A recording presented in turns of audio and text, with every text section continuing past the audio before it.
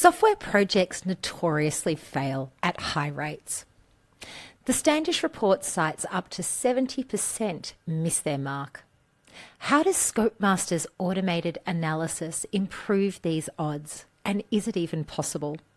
Well, stay tuned, as in this episode we dive into ScopeMaster with innovator Colin Hammond to uncover how you can transform project chaos into victory. At Powering ProjeX, we champion the growth of project people, empowering every subscriber to lead with distinction, drive impactful outcomes, and turn vision into victory. Through sharp insights, inspiring stories, and energetic conversations, we will celebrate the exceptional people who transform industries and build a better world. Welcome to Powering ProjeX, where we explore the strategies, stories, and insights that make projects thrive.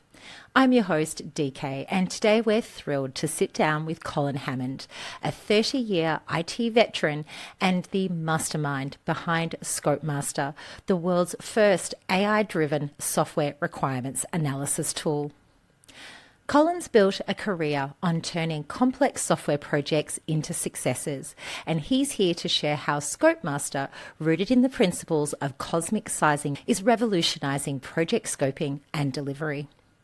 From startups to global portfolios, Colin's insights will help you deliver better software faster, cheaper, and with less risk. But before we kick off, if you want to join a community that puts your career first, gain global connections and cutting-edge skills, and hear from voices just like yours who are shaping the project management industry, subscribe to the podcast now. So the problem statement for today. Software projects often spiral into costly delays and scope creep. Most studies on software project failure cites poor or unrealistic estimates and poor attention to requirements amongst the top 5 root causes, with studies showing up to 50% of requirements issues derailing budgets and timelines. Project managers face the daunting task of defining clear, accurate scopes under tight deadlines, all while juggling stakeholder expectations and technical complexity. How can you ensure your project scope is rock solid from the start, minimizing rework and maximizing success? Enter ScopeMaster and the Cosmic Sizing Framework, tools which promise to redefine precision in project sizing and execution. Our guest today, Colin Hammond, is a software sizing innovator and the CEO of ScopeMaster Ltd, where he's pioneered the world's first commercial AI-powered requirements analyzer. With over 30 years in IT, Colin has built software, managed complex projects, and led portfolios for global organizations while co-founding startups, a certified function point specialist, Cosmic Functional Sizing Practitioner, and Prince 2 certified engineer with a master's degree. Colin combines deep technical expertise with a passion for intelligent metrics. His tool, ScopeMaster, leverages natural language processing and sizing principles to help project managers deliver software faster, cheaper, and with less risk. Welcome to the show, Colin. Well, thanks very much for having me, Daniela. It's a real pleasure. So, Colin, how did your journey with IT projects begin, and how did all of this come about? So, I was a contract project manager doing software projects for other people. I'd be the guy that they would parachute in when things were going horribly wrong, and they'd say, "Can you please deliver under all these difficult circumstances?" And I actually thought I was quite good at this until I got schooled by a true expert. I'll come back to that in a moment, because one of the characteristics about software projects is that they do have a tendency of failing, especially the large ones. And I started to realize that to be good at this and to deliver this successfully, I had to keep learning, I had to keep studying the specifics of software and how it gets built. So I did all roles myself, business analyst and developer and all that sort of thing. So I had a good feel for what was involved in delivering software. But the failure rate over the last 20 years of large software projects has stayed really, really high. And in spite of all the good intentions of Agile and APIs and so on, the failure rate still continues to be high. And this is a really significant matter for organizations. Shareholders hate to hear that $100 million has been wasted on an ERP implementation, and yet it keeps happening. It's an existential risk for some organizations. There are Hershey and Foxmayer, the drug company, and Revlon have some torrid tales of $100 million being spent on their software implementations and not going well, and then getting cancelled and people going back to the original ways of doing things. And the real cost of that is not just what they spent on the software, but it's the lost opportunity, or the opportunity cost of doing other things that they could have been doing, and of course the lost benefits that they were promised to achieve. So then they have to start all over again. The numbers are really high when it comes to large software projects, and I got to realize that chasing the money, as they say, is a really important thing. And could I find ways of helping companies be more successful in delivering software projects? So I was assigned to be a project manager at a supermarket to do their e-commerce refresh in the UK. And there was a guy who introduced himself on day one on the team. He said, "Hi, my name's Lonnie and I'm a mathematician." And I thought, oh, crikey, do we really need a mathematician on this project? Now, it turns out he was just messing with me. He was much more than a mathematician. He had decades of experience of writing and delivering software projects very successfully. And he had learned, amongst many other techniques, one key one that he taught me. Now, I was a slow learner, but he taught me about the importance of knowing the size. And this is, there are different ways of assessing size. In fact, there are 13 different ways of determining the size of a software project. But there is one that is head and shoulders above the others in terms of effectiveness. And this is what I eventually got it from him, and found that once I knew the size of a software project, I could assess things like what resources would we need, how much time we would need, what was the cost likely to be, combine the sizing with benchmarks for all these things, and what a project manager is concerned with, which is schedule, resources, quality, scope, and are we going to meet our delivery dates? And the one thing it doesn't directly address is risk, but actually knowing the size, you can determine valid metrics for all those things, and in doing so, you will increase predictability and reduce risk. So that's kind of where the journey started, was knowing the size, knowing the functional size. And the functional size is a technique which is technology agnostic for and very closely correlates to the amount of effort it takes to deliver software. So the units of size are called the cosmic function points. It's kind of a quirky term, cosmic function points, but it's a sort of generation 2 of the technique and of functional sizing, and it's been highly scrutinized by professors and PhDs and other experts, and it's been endorsed as an ISO standard, and it's been around for quite a while. It's mature, it's based on software principles, and the beauty of it is that it is applicable and objective, and it applies to all different types of software. So if you're doing a digital transformation or a legacy system replacement, or even just writing a batch process, or writing an operating system, embedded system, no matter what it is, virtually, you can size it using this technique, and the size matters. So that's kind of where my journey started, and ScopeMaster's purpose, the tool that we've created, is about sizing principle. That is so interesting. And just to go back to a point that you made early, Just recently, I was doing some analysis of the size of the project management market across 4 countries, which was the US, the UK, Canada, and Australia. It's estimated that we have $3.9 trillion going into projects at this point in time. So this is capital, or capex as we would call it, capital investment. I mean, even if we worked on the principle that 50% of that could be projects, and then you estimate that 50 to 70% is likely to be wasted on failures. And it fascinates me that we don't talk about this more. Why don't we talk about it, Colin?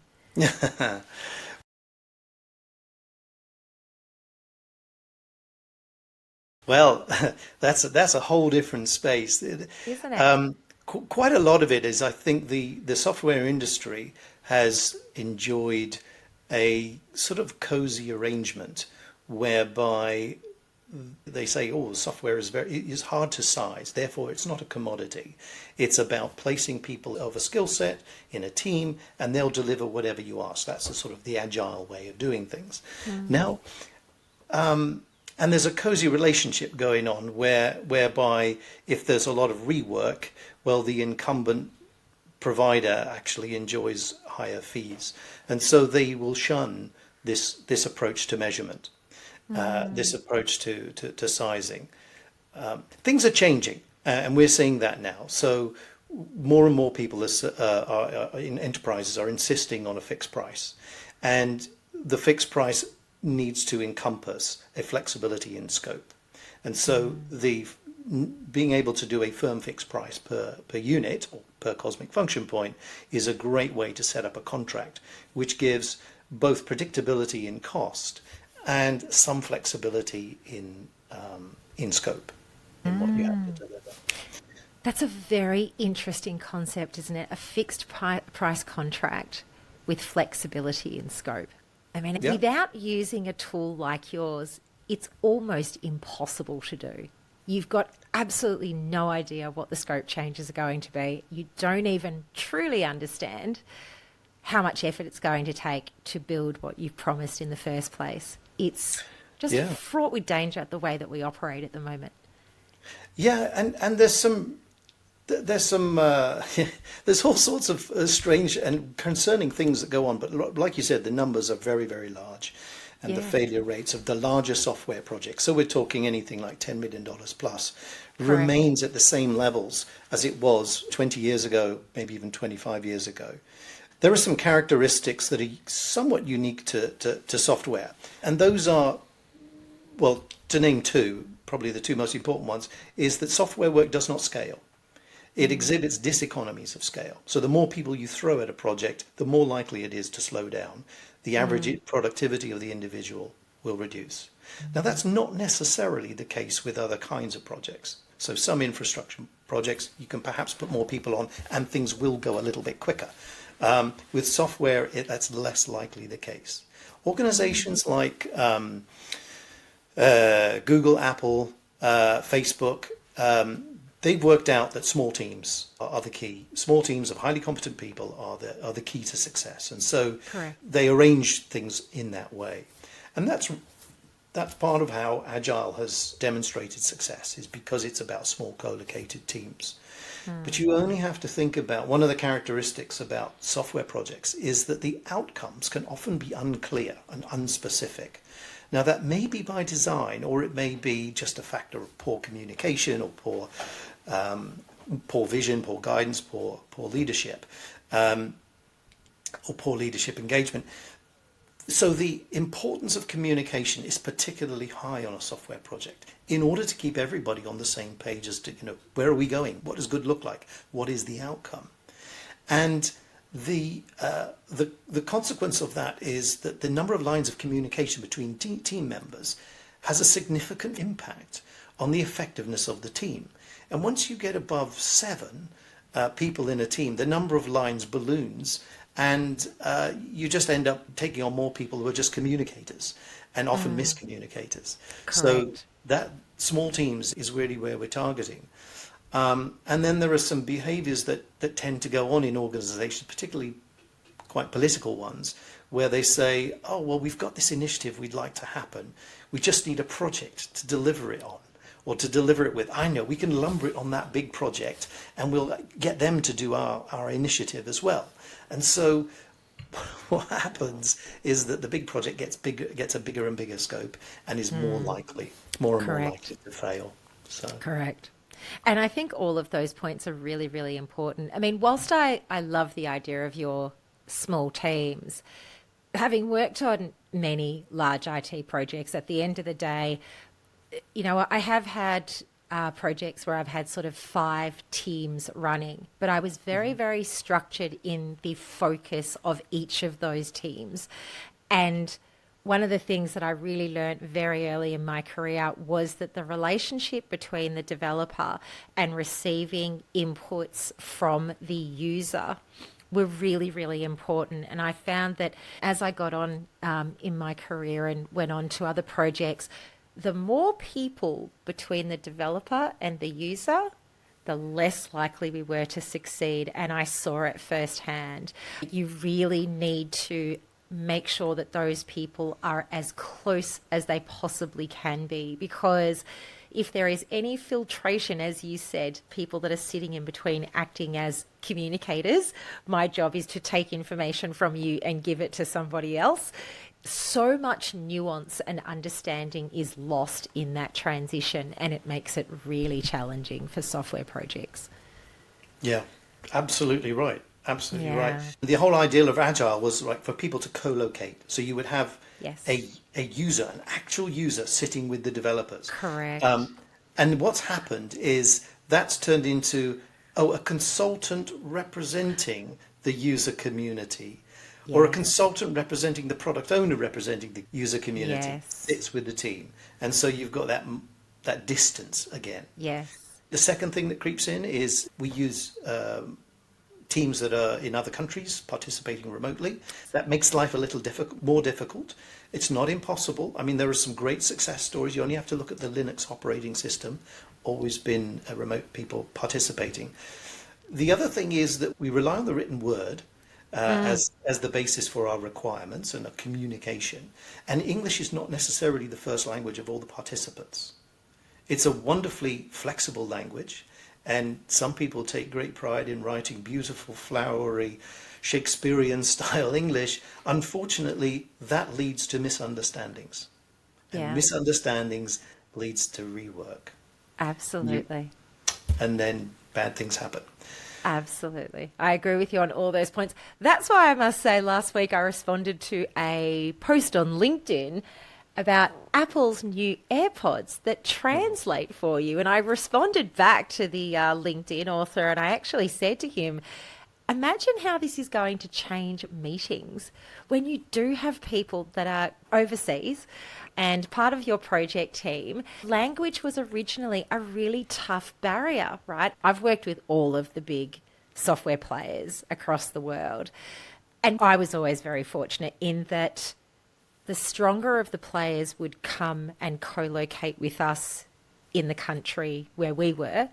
And then they would have the developers overseas. But the person that was here working with us was a master of the software that we were building and our understanding of it. Do you know what I mean? So they were able to translate back to people overseas in a form of language that was more agreeable to the person receiving the information. So, you know, that was a real benefit for us. But when this happens, imagine being able to be in a meeting and people being able to receive information in their own language, and all of a sudden all of those barriers that we had could potentially disappear. So I was really excited to hear about that. Yeah, well, it could help. It can help. It may also add another layer of potential misunderstanding. It may, Because Colin. if the recipient then says, okay, I understand that, and they act upon that, but there's perhaps there's an idiomatic or a cultural difference, Yes. and suddenly we've got a mismatch. Oh, well, you said this, but actually it means that. And sometimes even little subtle differences can lead to rework. Yeah, there are many characteristics. I mean, interesting. Ben Flyberg, together with Dan Gardner, wrote How Big Things Get Done, is very interested in pursuing the unique characteristics of software projects because they have a terrible failure rate, and which is as we said, which is not distribution. which is not improving. I mean, I've got a long list of characteristics of software projects that make them a bit vulnerable, unlike other project types. So Yeah, it's a very detailed art, software, and I don't think people really appreciate how detailed it is under the covers. I mean, what you see on a front end and what's actually happening in the back end are two totally different things. The level of complexity in the back end of a software system, I think that most people just totally underappreciate. And I'm very, very grateful to the market and the expertise, the global software engineering expertise that we have developed in the last 20 years has made a real significant difference into the way we have moved forward as an industry. And, you know, even thinking back to the issues that I used to deal with when I first started in software development compared to what I deal with now, two totally different sets of issues. But our ability to create fantastic software is improving. But unfortunately, the project success rates are not.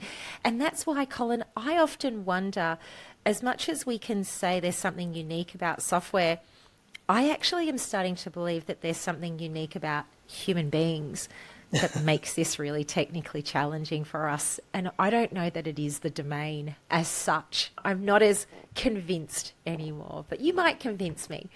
So going on, you've built ScopeMaster on the principles of the cosmic sizing model. Can you explain why that model is so powerful as a foundation for sizing software projects? Sure. So as a project manager, the two questions you typically get asked is, how long is it going to take, and what will it cost?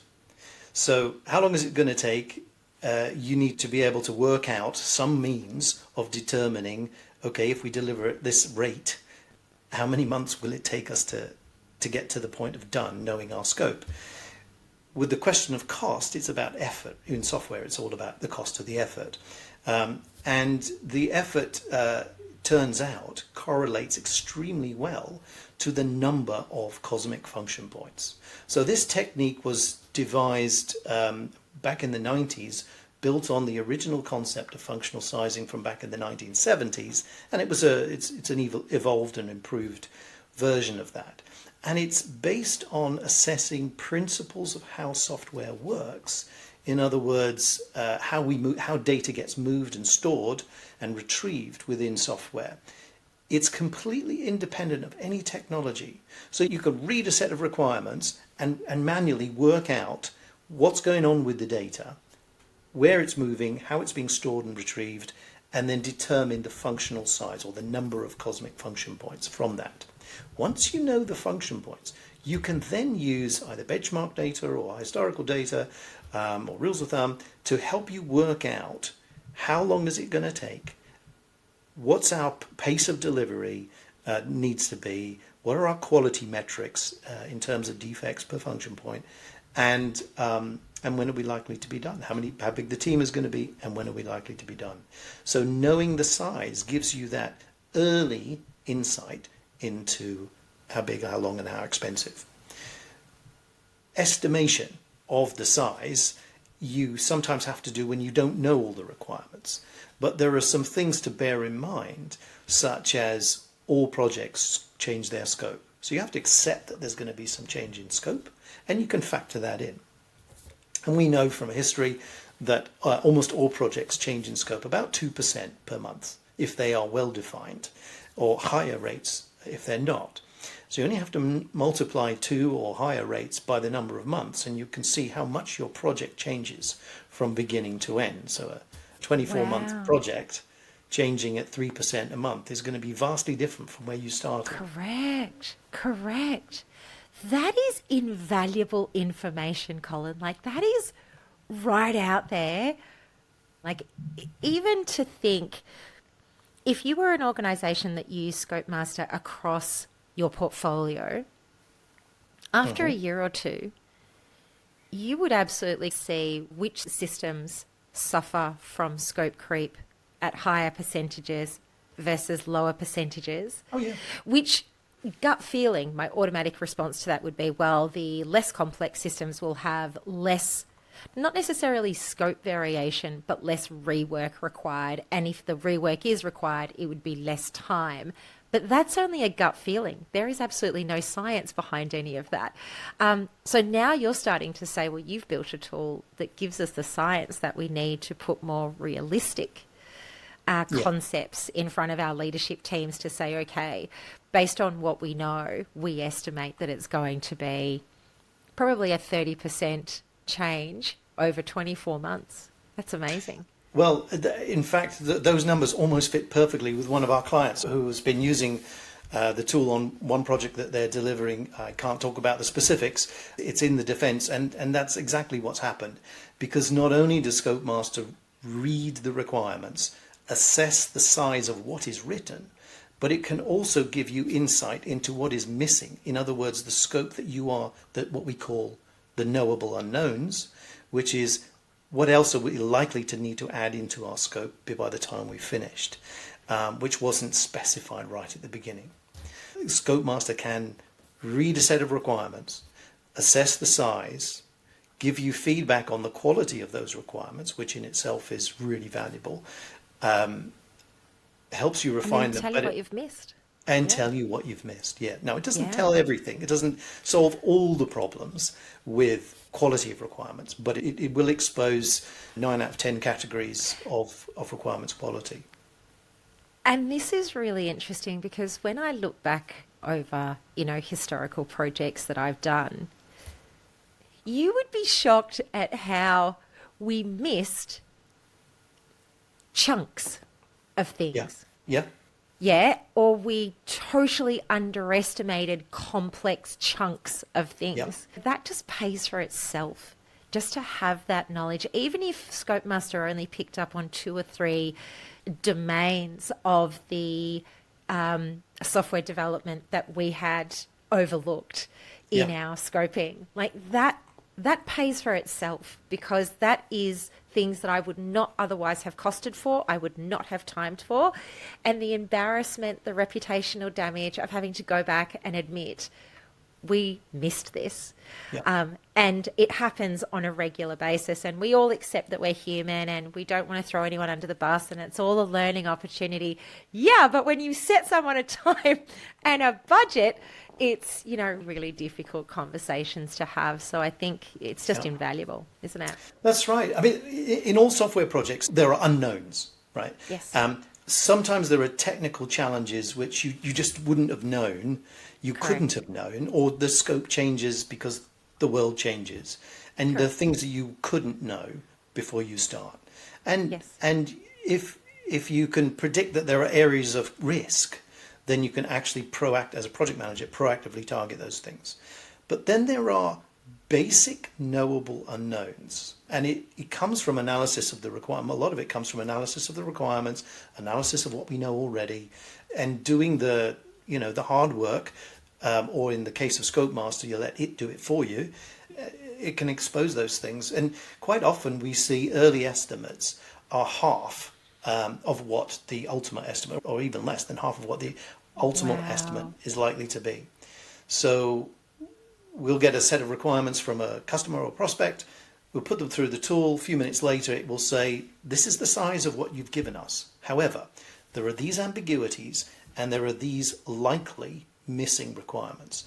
And that gives you early insight into how big your project's likely to be, how long it's going to take, and it's all transparent and traceable. So right down to the detail of what is missing and why it is missing, it can say that. Now you can then make an intelligent decision or a knowing decision. Okay, that is or isn't missing, and you can decide how to deal with it. And then, so ScopeMaster actually helps you accelerate the refinement of the requirements to the point where, probably in a much smaller time frame, which is really important too, because I know that with myself when, occasionally the client will come back to you and say, you know what, we missed this entire process. We totally forgot to let you know that it exists. We want that brought into scope now. Even that is difficult. Okay, I've got to send someone out there. I've got to work out what all of this is. I've got to sit through endless use case meetings, looking at spreadsheets that they want converted into automated systems. Go back to the dev team, try and work out how we're going to do this, try and work out how to test it. What data do we need? Blah, blah, blah, blah, blah. And that in itself takes a long time. But what you were saying there was really key to all of this. It is the knowable unknowns. That's really what it is. So the ScopeMaster must be basing that on most IT software systems have these components. I can't see all of these components in your use case list. Not quite like that, but it's sort of like that. ScopeMaster uses natural language processing, which is a form of AI.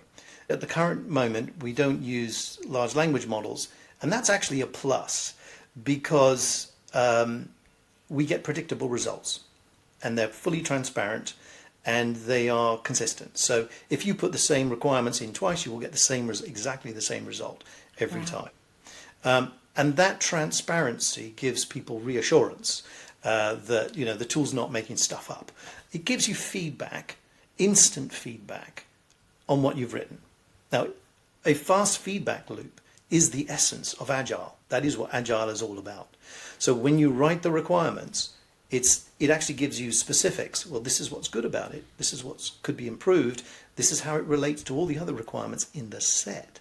And that is where we get the insight about the omissions and the knowable unknowns. One of the challenges is, though, that when we do analyze a set of requirements, and it's really, really fast because it's all done in memory, is it exposes truths. And not everybody really wants to hear that their requirements are not up to scratch. Project managers usually love it because here's something defendable, objective, transparent, standardized. It's international standard of functional site. So great. It's something as a project manager I can rely on, and I can know that if the project is 100 function points and we're delivering 20 function points a month, it's going to take us 5 months. Great. I know that. There's some science behind it. Yeah. There's some science there. A lot of people will currently, current practice, common practice, not best practice, but common practice is in the absence of knowing the functional size, we count stories, we count user stories, or we count requirements, or worse, we count story points. Neither of which. Or we play poker. Or we play poker, yeah. And we waste a lot of time doing it. And Correct. we consume the developers' times talking about cards and nonsense. Can you estimate this for me and tell me how long it's going to be? How many times I've sat in front of a developer and said, how long is this going to take? And he's looked at me like, Daniela, I've got no idea. And I have to force him into a position because I cannot go back and say, I don't know. We just have to agree to pluck a number out of thin air and roll with it because there is no other option. Yeah. Well, those days are over. Yeah. So grateful. One of the challenges for us, so we built this tool, it works brilliantly, and it does expose the truth, and it is uncomfortable for some people. So what we're finding is, from a sales point of view, is can we find the people who care? Can we find the people whose incentives are to expose the reality and the truth? How long the project's going to be and how long is it going to take? How much effort? I think we've answered the next question, which was you claim to reduce rework by 20 to 50%. How does ScopeMaster use AI to catch requirements issues early? And can you share a real world example of the impact of that? Yeah. So most of our clients require us to sign a non-disclosure agreement, so I can't talk about them, which is frustrating for me, because especially when I know how useful it is to them. Now, they are overseeing the costing of a massive software implementation, which is consolidating 70 HR systems across their public sector domain. And we had a conversation with them initially and said, well, the HR systems are really encoding laws about how employees should be treated. And what is the consequence of an incorrect requirement being implemented? And they said, well, it's likely to involve lawyers because somebody will found that they've been paid incorrectly or not received the right vacations or so on. So it's likely to affect many hundreds, perhaps thousands of people, and it's going to involve lawyers. So any defect is going to be at least $100,000. So we said, okay, let's examine this subset of your requirements. It turned out to be nearly 3,000 of requirements that we had analysed. And we found it took about an hour, because that was the largest we've ever done. It found over 3,000 defects. Wow. In an hour. Wow. An hour. Do you know how impressive that is? An hour. To scan 3,000. That's amazing. Now, just to reinforce this, we did a separate study with somebody who had some familiarity with ScopeMaster, and we gave them a set of requirements, and we gave them no other information, and said, fix all the problems you can find. He went through the process, he found 150 defects, fixed them all within the tool, let the tool expose them, and then he rewrote the requirements, got the feedback until he was satisfied that they were fixed. His average time to find and fix was 4 minutes. Now, normally, the average time to find and fix a requirements defect, and it's the finding that's the problem. It's not the fixing, it's the finding it, is 20 to 40 minutes. So we're about 10 times faster at finding requirements defects. Now, this is a disruptive change in how software projects can be delivered with greater quality requirements at the early stages. Would it be unfair of me to say that the majority of requirements errors are not actually found until you get into delivery and into development? Well, interesting you should say that. Studies by Capers-Jones, who has accumulated lots of information over decades studying software projects, he quotes that for about 1,000 function point project, about 15% of all production defects are caused by poor or missing requirements. So to that, you're right. Now, we were speaking to Accenture a couple of years ago, and they said, I think they probably only deal with larger projects, they were seeing as much as 35% of all production defects were caused by poor or missing requirements. Absolutely. I would agree more with the 35% than the 15%, to be honest. Now, what that doesn't expose is those requirements problems that were picked up earlier in the stage. And they didn't make it into production, but they were picked up perhaps late, but before it went to production. And because they were picked up late, let's say you've developed according to an incorrect requirement, and it cost you, let's say, 8 hours work to build it once. But then you discover, after you've built it and tested it and you're just about to deploy it, you go, oh, it's wrong. Well, you then have to go back and build it again. Now, when you revisit it, because of other things that are going on, you're less productive. So it probably takes you 1.5 times longer to fix it. So instead of costing you 8 hours, it's costing you 20. Have I got that right? 20 hours to build the same functionality. Now, heaven forbid you're finding it in production and it can cost you tens, hundreds of times more. Or in the case of, But even the step in between, when the client finds it, you've built it, you've tested it to what you thought the requirement was meant to be. Then it gets to the client and they say, no, this is not what we wanted at all. This is not how we thought it was going to work. Yeah. And then it's kind of that reputational damage once again, because, it's death by 1,000 cuts, unfortunately, when it comes to project failures, which means going right back to the business requirements, putting it back into that. And then there's a whole sequence of people. It's not just the developer anymore. It is a whole sequence of people that have to stop what they are doing, go back to something from the past and try and fix it and get it out in another release. It causes so much pain and anxiety. I have vivid memories. The overhead of change requests and bug fixed reports. Studies have shown that more words are written about bugs than about requirements. Wow. How's that? And in fact, if you look at the number of defects and their root cause, There are more defects in pre-coding than in the code itself. Wow. So requirements, architecture, and design Yes. is pre-coding, and then now some design is achieved on the fly as you're coding. You design it as you go. That's quite common.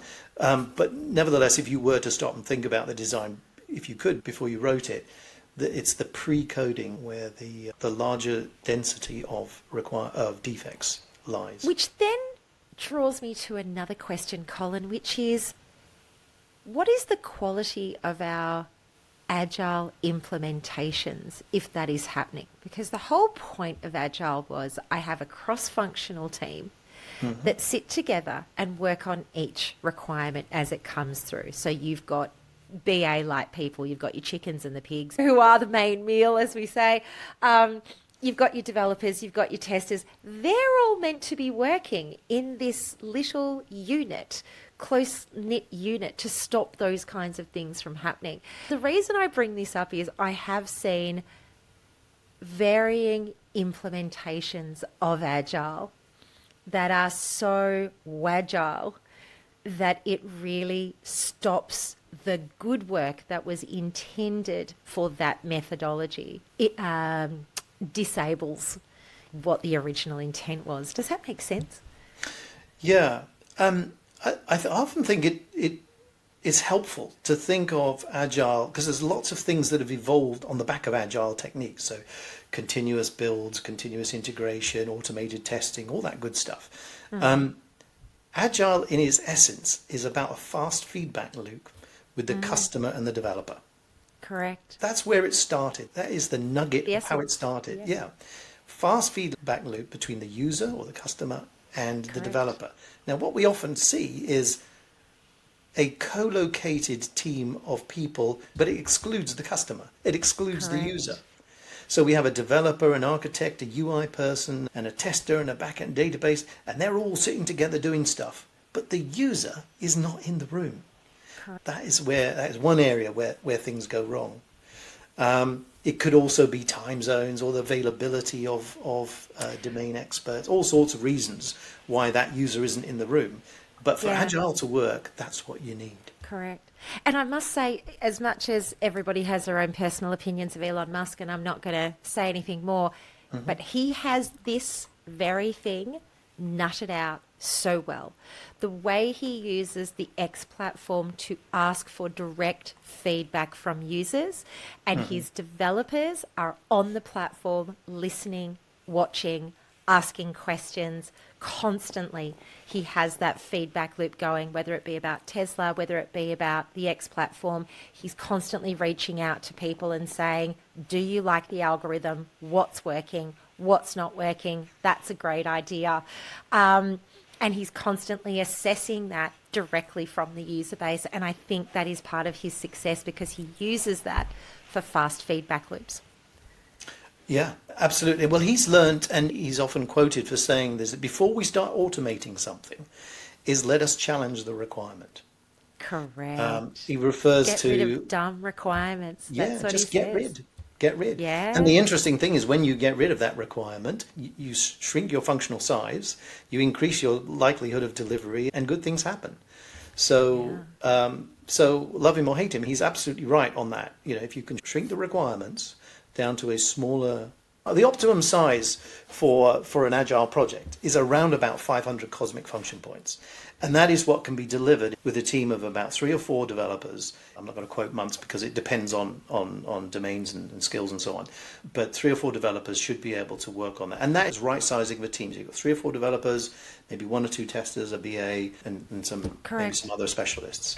That is your optimum team size. So if you have a large project, and some projects are large by nature, being able to break it down into independent teams working, they may have to integrate their softwares and whatever they build, but so long as that can be governed through very, very clear APIs or integrations and test harnesses and so on, then allowing those small teams to work independently of the other teams and breaking those project dependencies is one approach to making large projects more successful.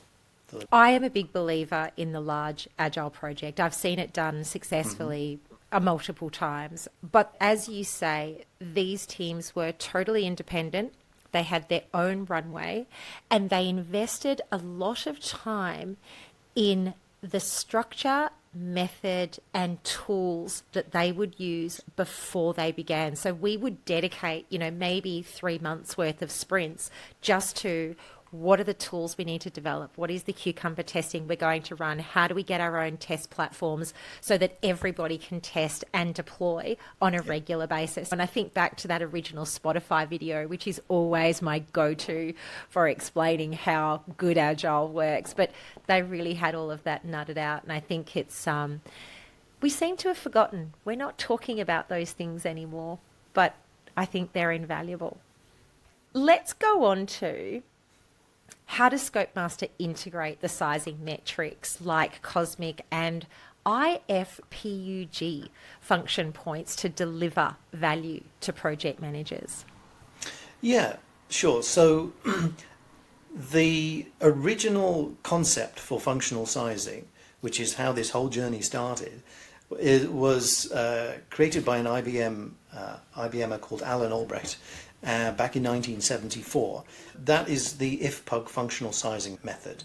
It was used quite extensively in the 80s and with some success for a lot of people. The challenge with it is that you have to read a 600-page manual and pass a 3-hour exam to be certified in how to do that. And that doesn't appeal to a lot of people. But nevertheless, it does work. And it is, as a method of managing software endeavors, it is more effective than counting lines of code or counting stories or story points. So people were using that technique and were wondering how they could improve it. So 20 years later, in the late 90s, that's when Charles Simons and Professor Alain Brand co-founded Cosmic, and they each had their own experiences of using different other techniques for sizing. And then they came up with, together with some other folks, came up with the Cosmic sizing approach. Methodology. And the beauty of Cosmic is it solves all the challenges of its predecessors. Things like you can size an individual user story. You can size from partial requirements. You can size at different layers of software. You can size embedded systems out of the get-go. So throwing away the rules that were created by Alan Albrecht in the IFPUG sizing, and now we have the Cosmic sizing, which is a much easier to learn. It's tens of pages, not hundreds of pages to learn it. And ScopeMaster is pretty much automated. In fact, we've automated both, but we always recommend Cosmic for the reasons I've just outlined.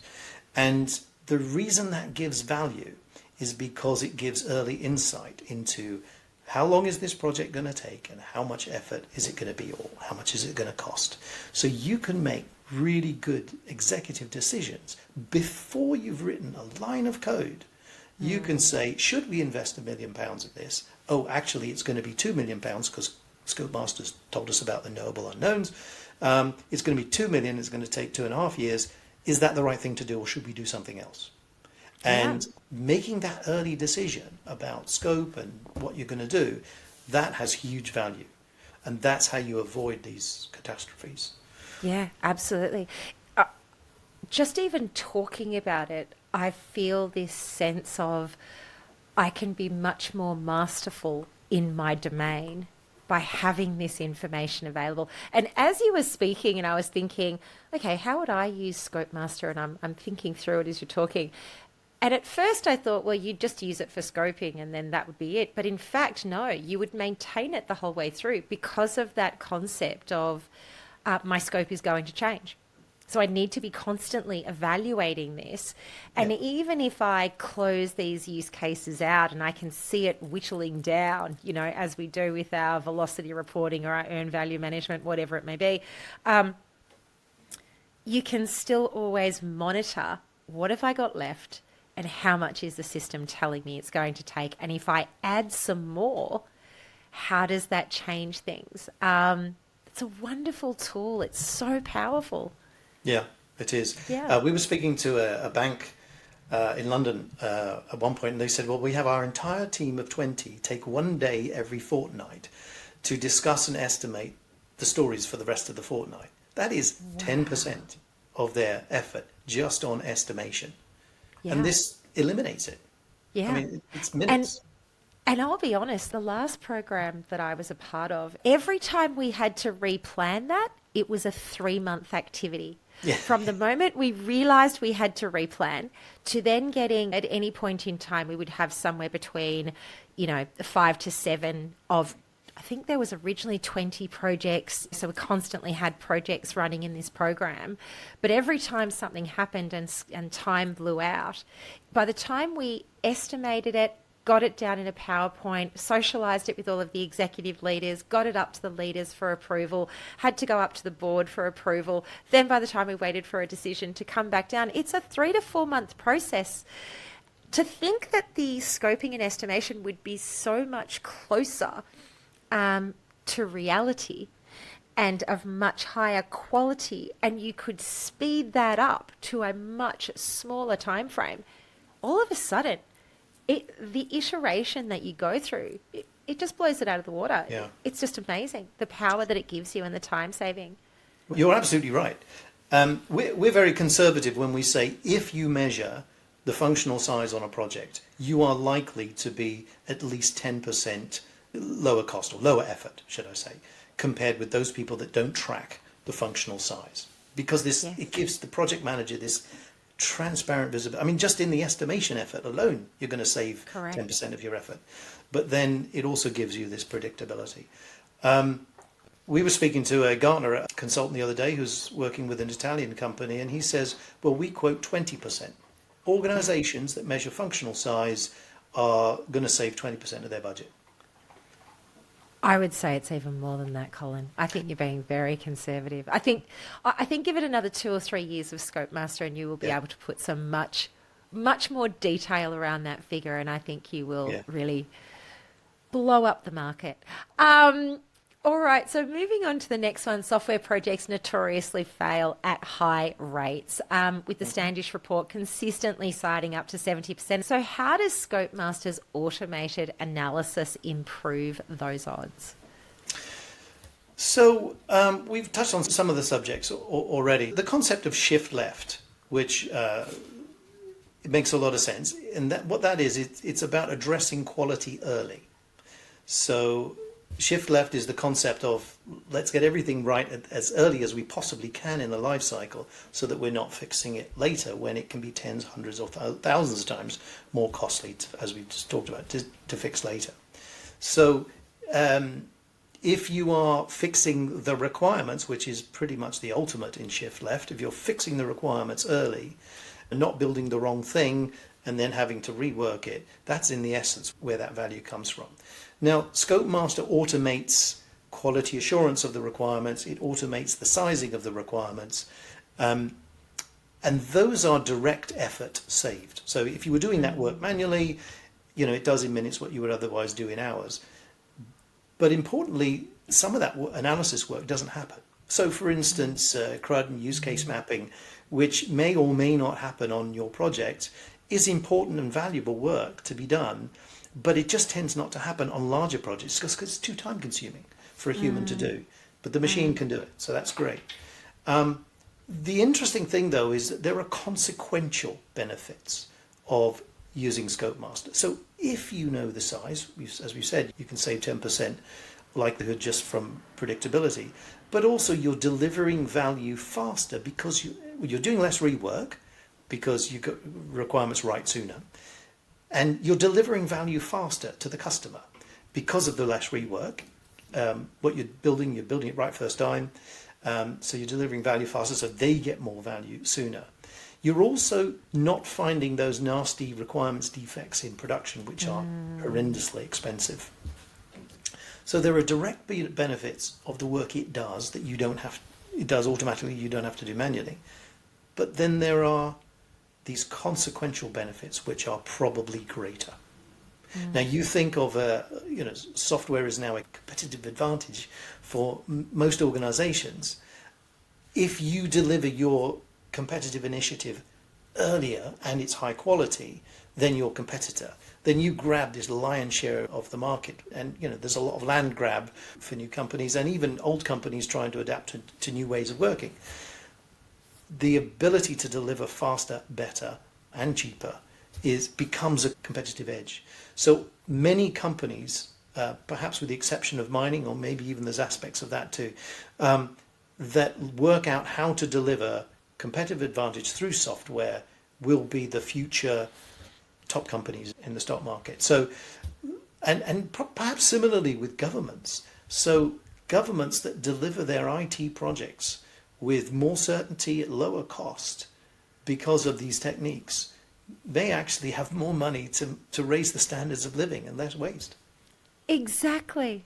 I think at the end of the day, any opportunity to stop the waste with taxpayer funds is a really, really important thing, because I suspect there is an element of the way we do business today where a lot of that information is withheld because it's really difficult to explain. And I don't think that the public truly appreciates how difficult this industry was. And I must say, I had a classic example this week where they were talking about a large government project that was going to occur. And I actually responded back and I said, you do realise that only 20% or 30% of these projects actually deliver what they say they're going to deliver. So the likelihood is that we will be talking about this in 7 to 15 years and we'll be talking about how far over budget and over time they are, and that we did not deliver the full scope. That is much more likely than the scope that they are selling us as the dream for this system, because it's quite a monolithic software implementation. But I don't think the public really appreciates this. It's kind of like the world's best kept secret, how few projects actually succeed. Yeah, and then having found these techniques that can help reduce the failure rate, I just felt this is the right thing for me to do, is to give up my contracting project management career, focus on this. And every time we use it, and now more and more customers are going, oh my goodness, this is really making a difference. Absolutely. We gave it to a bank in Africa and said, just have a try with it, try it out and see how you get on. And they were particularly interested in the sizing, and they phoned us up a few weeks later and said, we've saved so much money on that first project, we've got enough to roll it out for the entire portfolio for the next 3 years. Wow. That is the best feedback you could ever receive from a client ever. It's so rewarding to hear stories like that. Absolutely, it would be. So for a project manager that's new to ScopeMaster, what's the one feature or insight from the tool that could immediately transform their approach to scoping? I think probably the first thing is to recognize that a lot of people say that my project is special.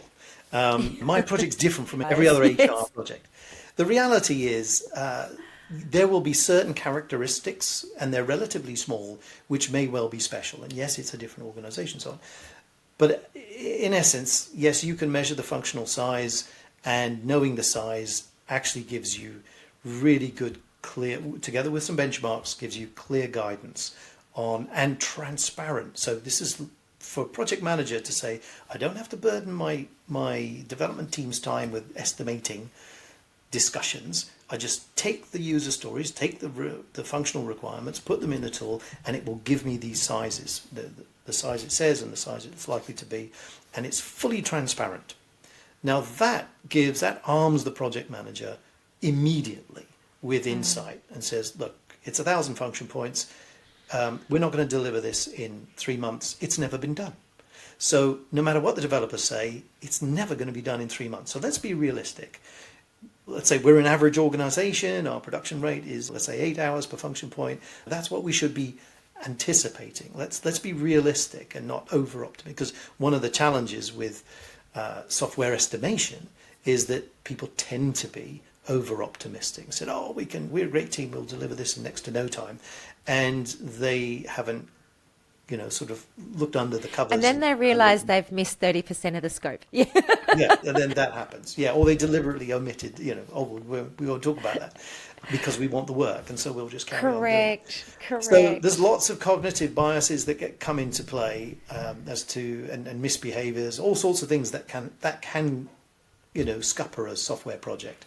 But Cosmic Function Points is a free, open standard. You can learn it in a day, and it gives you this objective basis for scope size, scope management, scope volatility, scope creep, and then resourcing, productivity, schedule adherence, and quality adherence.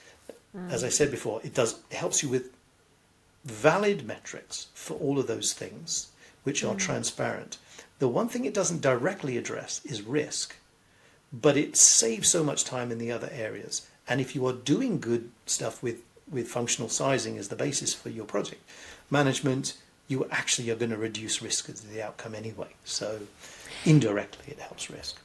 It's really interesting that if I think back through all the risk registers that I have read over my years, never once has somebody articulated a risk that says, the risk is I have failed to scope something, or the risk is I have failed to fully grasp and understand what it is that you want. And yet, that is probably the biggest risk that manifests in most projects. Yep. Is that there were entire elements of the scope I either did not understand because I was not aware of it sometimes, Yep. and then in other cases where it was just missed through human error. It happens more often than not, and yet it is something we never articulate. If I had this tool, I would be really smart, and I would walk into my leadership team meeting and say, I've just saved you. I've just saved you from high likelihoods of failure because I've used this tool to analyse all of our scope. So that's a clear winner. Where do you see AI-driven tools like ScopeMaster and frameworks like Cosmic taking project management in the next decade? So AI can do lots of wonderful things in the project space. So if we just sort of lift it out of software in the project space, it can do all sorts of things, and will be doing more and better work. A lot depends on what you put in and what it's been trained on. So for ScopeMaster specifically, I think we probably talked through the benefits and what it can deliver. I think in future, large language models have definitely raised everybody's awareness of what the future could be all about with AI. And large language models will be particularly helpful in the case of requirements for resolving ambiguities and helping you to draft, going through the various steps of, from my requirements, how do I write the code? Can it write the code? Can it write the tests for the code? And can those all trace back to the requirements? And eventually we'll be in a stage where you speak your requirements to a tool like ScopeMaster, and through a chain of tools, it will deliver some code at the end. Whether or not that code's great or not, time will tell. There is certainly the interesting thing we can do right now with ScopeMaster is we can assess the productivity improvements of developers. So at the moment, for instance, there are benchmarks, and I'll just pluck a number out of the air. Let's say it's 8 hours to deliver a cosmic function point on average. With using tools like Claude and for writing code faster, you might get that down to 6 hours per function point for a competent developer. So it's basically improving that productivity. Maybe even get it to half of double the productivity, get it to 4 hours per cosmic function point. And so you're in the space. The interesting thing is you're in the space of it is as productive to write fresh code using AI code gen tools as it is to buy a package off the shelf to deliver the functionality, which is in similar space, 1 to 4 hours per cosmic function point. So the interesting thing will be what happens to the sale of packages versus code gen specifically for your use case. I was really just thinking, so when I first started in software development, there was this mass excitement about creating software. And then what happened was that we soon worked out that it was really tricky and it was a really detailed art form and we don't get it right that often. So there was a big push towards buying off the shelf, right? Let's go and find something that at least gives us 50, 60, 70% of what we want.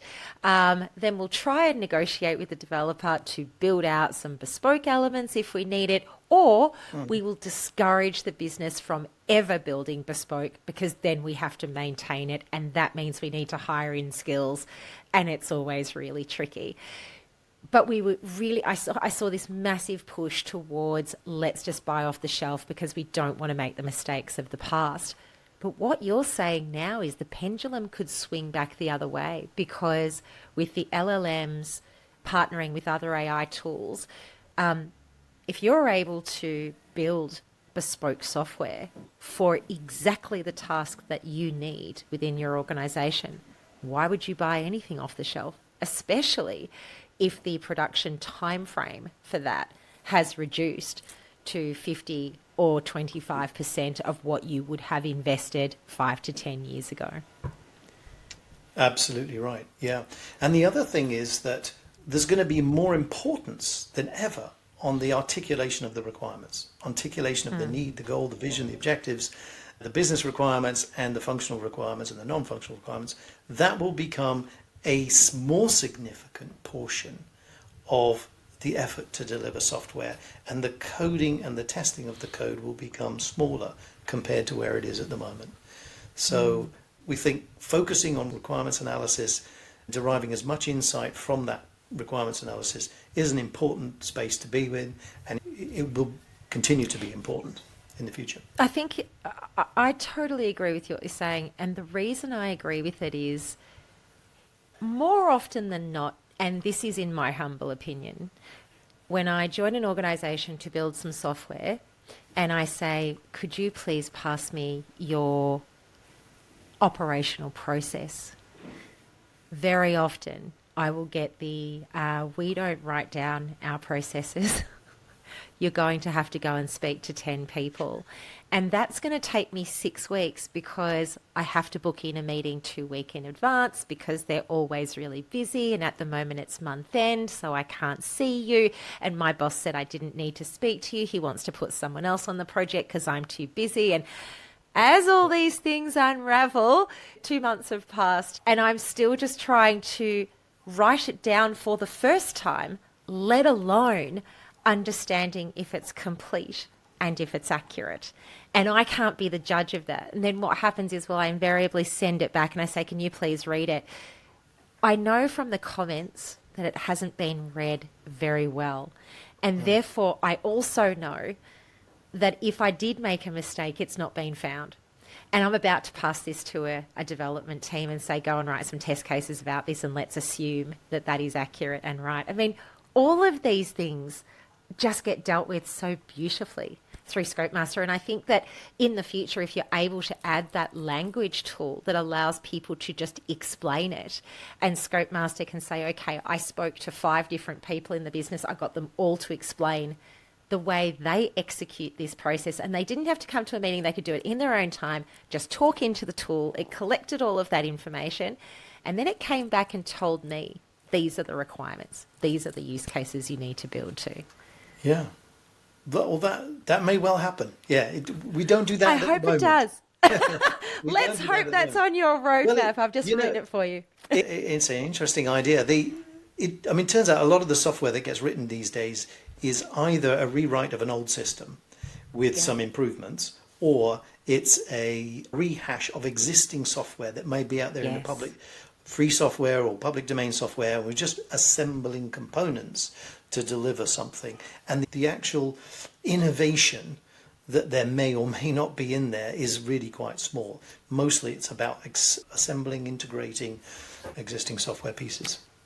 I would agree with you, and I don't know if I told you this story, but recently I spoke to one of my ex-bosses and I said, I really want to work on innovation projects, and he said, Dee, they don't exist. He said, people are just fixing stuff that's broken from BAU. That's all that business is these days. And I was like, really?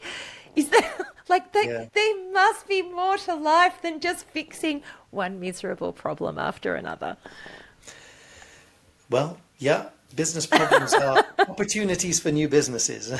That's it, exactly. All right. Well, a final question for you, Colin. As a founder of all of these wonderful software products that you have developed, are you still learning with every project? Oh, absolutely. Absolutely. I mean, our hiring philosophy, we don't hire a lot of people, but one of them is curiosity. Are you curious? Are you a continuous learner? You only have to look at examples of Warren Buffett and Charlie Munger, continuous lifelong learners, and that is the key to their success.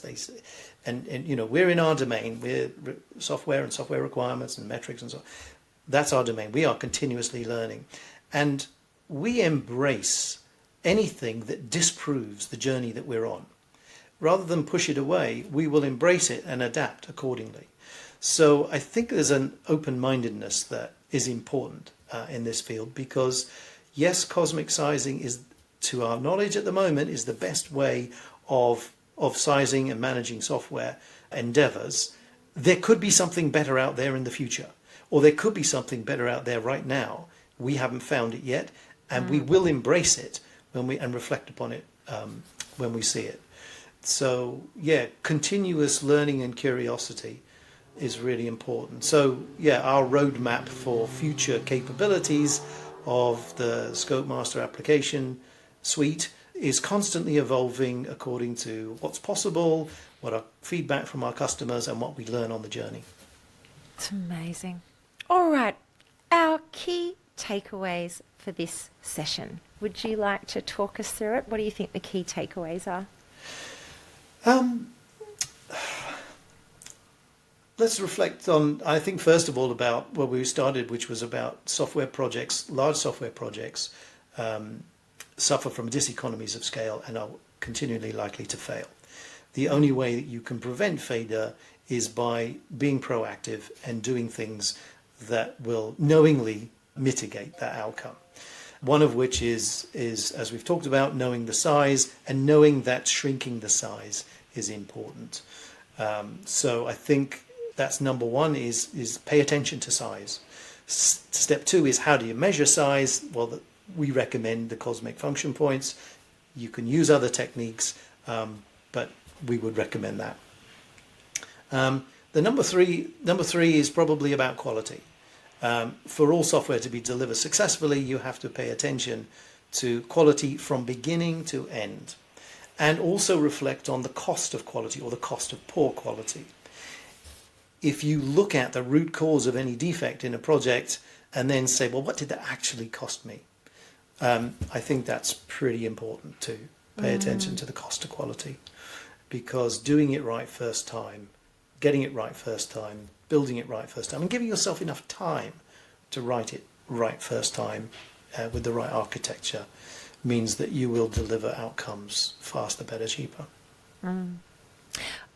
I think, Colin, every project manager worth their salt would have been on a project or program where either the leadership team or your project sponsor would have said to you, get it right first time has to be one of our mottos for this team. and yet, I think until I met you, I didn't know how to save myself. I mean, yes, we have tools and techniques for the ways that we do things, but nothing as science-based and as automated as this. So I think you have absolutely hit a winner. I wouldn't be surprised if you are a very rich man in 5 years from now. And I say that in kindness. Thank you. Well, let's hope that people embrace the truth that it delivers. Absolutely, they will. Well, that has been an absolutely amazing discussion. I am so grateful to you for your time. Very thankful that you agreed to come onto the podcast. And you are such a learned person. You've developed something that is so amazing, and I truly do believe that anybody that implements ScopeMaster will transform their project. This is one of those tools where it's a bit of a no-brainer, because the accolades that will come through the savings that are made, it's, help me help you kind of situation. Yeah. I think any project manager that has the wherewithal to implement something like this will be doing themselves a great service. Well, we're very excited. This morning we just had confirmation that a branch, can't tell you which, the branch of the Australian government is now starting to use it. Fantastic. Fantastic. I'm really, really chuffed to hear that. So if people want to learn more about you or how they can get in touch with you, I believe they can contact you on LinkedIn, Yes. as well as through the ScopeMaster website. And also on the ScopeMaster website, you can book in for a demo of the tool. Certainly, yes. And send in your requirements and we will show you the value and the insight it delivers with your own requirements real time. Wow, that is amazing. Proving your worth straight out of the gate. Absolutely Yep. love it, Colin. Absolutely love it. All right. So thank you once again for being on the podcast. And thank you to all of our faithful listeners for tuning into this episode of Powering ProjeX. If you found value in today's discussion and episode, please do subscribe, share it with your community of project professionals, and leave me a review. Your engagement helps me reach more people just like you who might benefit from our community. But don't stop there. Engage with us, share your challenges and successes, and let me know which skills and techniques you'd like us to cover. Further, help me discover the voices and stories that will benefit our entire community. So if you have a guest suggestion, please do comment below or email me at poweringprojects with an X at gmail.com. And that's a wrap on another episode of Powering ProjeX. A huge thank you to Colin Hammond for sharing how ScopeMaster is transforming project success with AI-driven precision. And until next time, keep powering your projects from vision to victory. And remember, with the right tools and metrics, you can turn chaos into clarity and deliver projects that shine. It's DK and Colin signing out. The content provided in this podcast is for informational and educational purposes only and does not constitute professional, legal, or financial advice. The opinions expressed by the host and guests are their own and do not necessarily reflect the views of any affiliated organisations or sponsors. While we strive to provide accurate and up-to-date information on project management methodologies and related topics, no guarantee is made regarding the completeness, accuracy, or applicability of the content to your specific circumstances. Listeners are encouraged to consult with qualified professionals before making decisions based on the information shared in this podcast. The hosts, guests, and producers are not liable for any losses, damages, or outcomes resulting from the use of this podcast's content. By listening to this podcast, you agree to assume all risks associated with the application of the information provided. Thank you for tuning in, and we hope you'll find value in our discussions.